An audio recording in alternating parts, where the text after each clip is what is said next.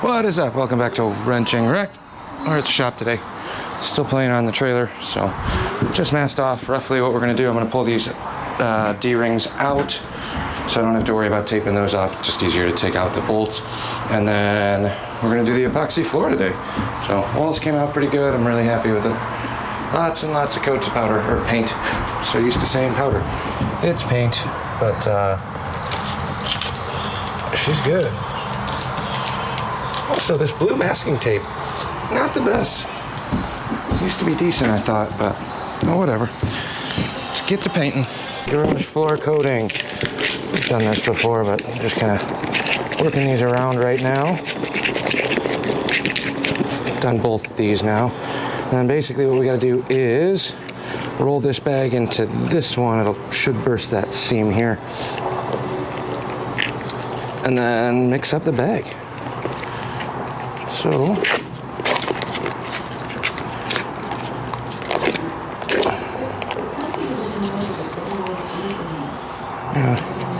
basically like a toothpaste tube when you're trying to steal it, or get the most out of it, if you will.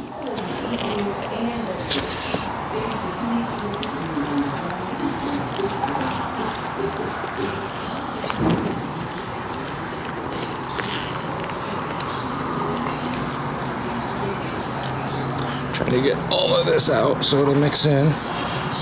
Once we pop the seal like that, pushes in, and now we mix it all up.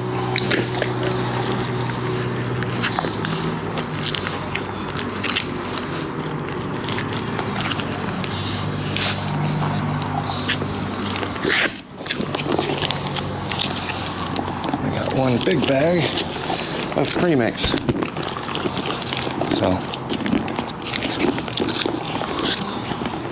just trying to get everything out of the corners to mix well.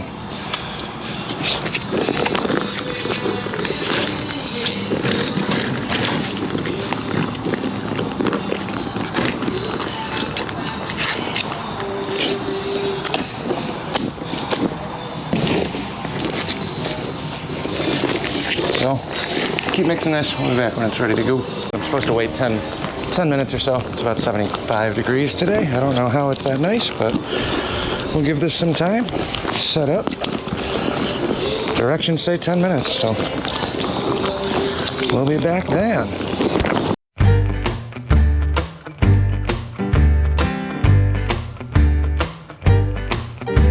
Alarm goes off at 4:45. Roll out of bed, rub the sleep from my eyes. Throw on a shirt and some jeans and my boots, and then it's time to make that morning drive. Work all day till I'm totally beat. Get back home and fall right to sleep.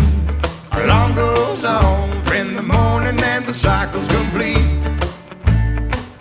Work, sleep, repeat.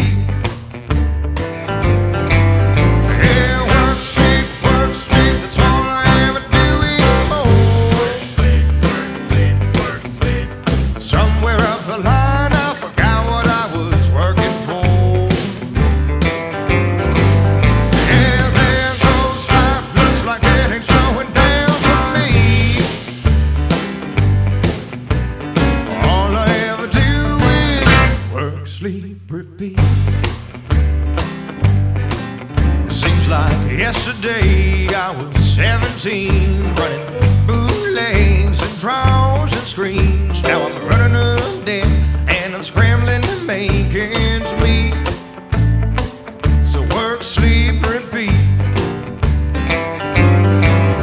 Yeah, work, sleep, that's all I ever do anymore. Work, sleep. Somewhere up the line I forgot what I was working for.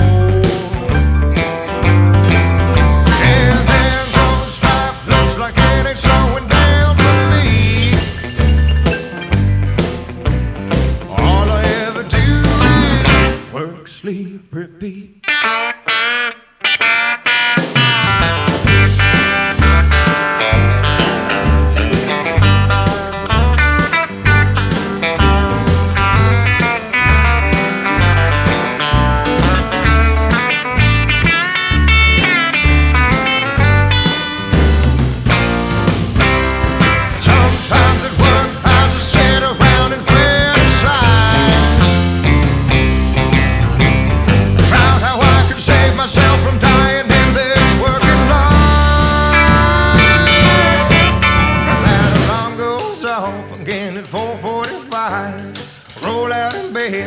sleep from my eyes. Throw on a shirt and some jeans and my boots, and then it's time to make that morning drive. Yeah, work, sleep, that's all I ever do anymore. Work, sleep. Somewhere up the line I forgot what I was working for. And there goes life, looks like it's going down for me. All I ever do is work, sleep, repeat. All I ever do is work, sleep, repeat. All I ever do is work, sleep, repeat. Making progress. So last week kind of sucked because we did epoxy the floors, we threw the sprinkles down. Lots of waiting. It's like go, wait. Painted the walls, wait. Do the floor, wait. Sparkles and things, wait. I wish I had a little bit more for the ramp, but per usual, I overzealous the throwing of sparkles or grip in this case. So we got this kind of all laid out. I got the E-traps in, one of the black ones. Have a powder coating shop. Could have gone with the other ones, but I don't have the time to think about it, and the cost for black versus silver is negligible.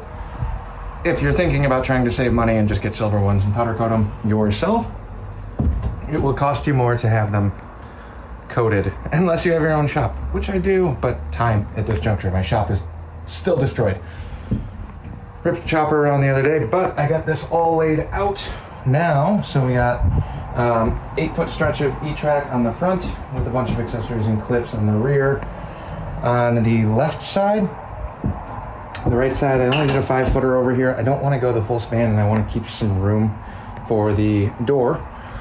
And these are all empty bins, just clean empty bins for mock-up right now. We got 4 tie downs up front. We are still going to come around and do a little shelf in this nook area from the front on the Vinos.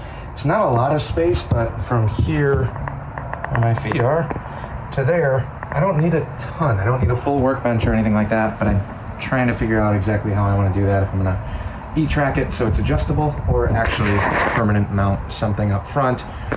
All of the LED lights are in. There's way more than we actually need up here. I got 8 lights in this trailer with an epoxied floor and white walls. This thing's going to be bright as all get up, which is good because this is going to be chopper storage, and we're doing a separate battery for the LEDs. This one will stay hooked up to the actual car, so if the car's on, I have at least access to one light, but everything else is going to be on batteries. If I need to jump in here and dig parts out in the middle of the night or late at night, I'll have more than enough lighting to go through all the bins. All the new bins on the, well, all the bins on the trailer from the last swap have labels on them. So those will go sideways. I might have to move a couple boxes up and down. And then if I do one big row, 4 here, 3 here, stacked, we have it set up right now to go 3 high on the left side.